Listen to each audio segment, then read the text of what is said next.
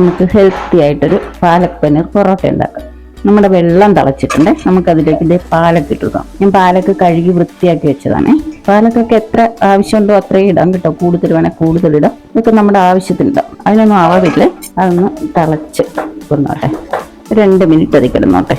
പാലക്ക് ഞാൻ നേരത്തെ കഴുകി വൃത്തിയാക്കിയതാണ്. പാലക്ക് ഒത്തിരി ഇങ്ങനെ കഴുകി വെച്ചേക്കാൻ പറ്റത്തില്ല. 2 ദിവസം ഒന്നും എളുപ്പം ചീഞ്ഞു പോകും.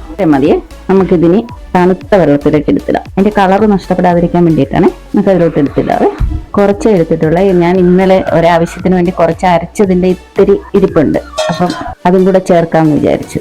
നമുക്ക് ഈ തണുത്ത വെള്ളത്തിൽ കിടന്നൊന്ന് ചൂട് മാറട്ടെ. ഇത് അരച്ചെടുക്കാം. ചൂടൊക്കെ മാറിയിട്ടുണ്ട്. നമുക്കിത് എടുത്ത് അരയ്ക്കാം. ഒരു ജാറിലേക്ക് ഇട്ട് അരച്ചെടുക്കാം. ഇതിലേക്ക് നമുക്ക് 2 വെളുത്തുള്ളി അല്ലി ഇട്ട് കൊടുക്കാം. നിങ്ങൾക്ക് വേണമെങ്കിൽ പച്ചമുളകോ ഇത്തിരി ഇഞ്ചിയോ എന്ത് വേണമെങ്കിലും ഇടാം. നമുക്കിതൊന്ന് അരച്ചെടുത്തോണ്ട് വരാം. ഇത് ആ പാലൊക്കെ അരച്ചിട്ട് വന്നിട്ടുണ്ട് കണ്ടോ. നന്നായിട്ട് പേസ്റ്റ് പോലെ അരച്ചെടുത്തിട്ടുണ്ട്. ഞാനിവിടെ 1.5 കപ്പ് ഗോതമ്പ് മാവ് എടുത്ത് വെച്ചിട്ടുണ്ട്. അതിലേക്ക് നമുക്ക് ഈ പേസ്റ്റ് ഇട്ട് കൊടുക്കാം.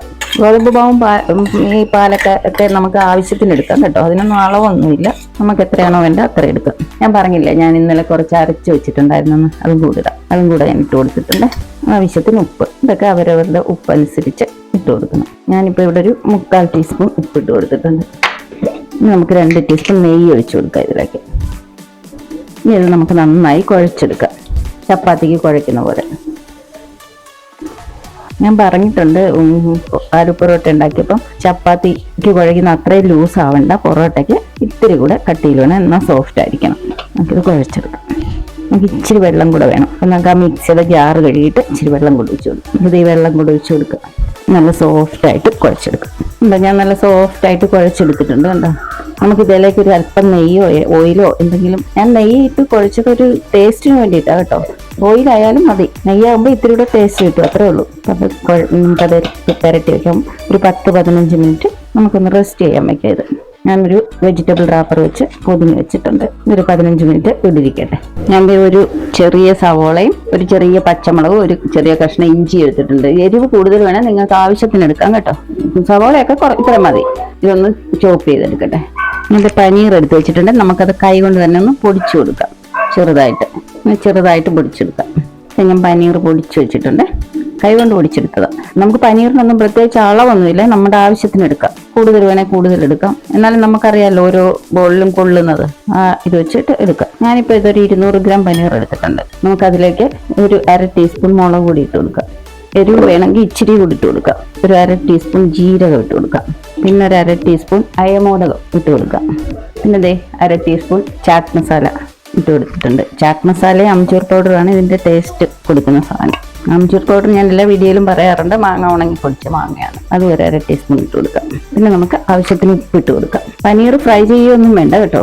അല്ലാതെ നമ്മൾ വാങ്ങിക്കുന്നത് പോലെ തന്നെ അല്ലെങ്കിൽ ഉണ്ടാക്കിയെടുക്കുന്നത് പോലെ തന്നെ അങ്ങിട്ട് കൊടുക്കുക. പിന്നെ ഇത് ഞാൻ ആ സവാള ചോപ്പ് ചെയ്ത് വെച്ചിട്ടുണ്ട്. അതും കൂടി ഇട്ട് കൊടുക്കാം.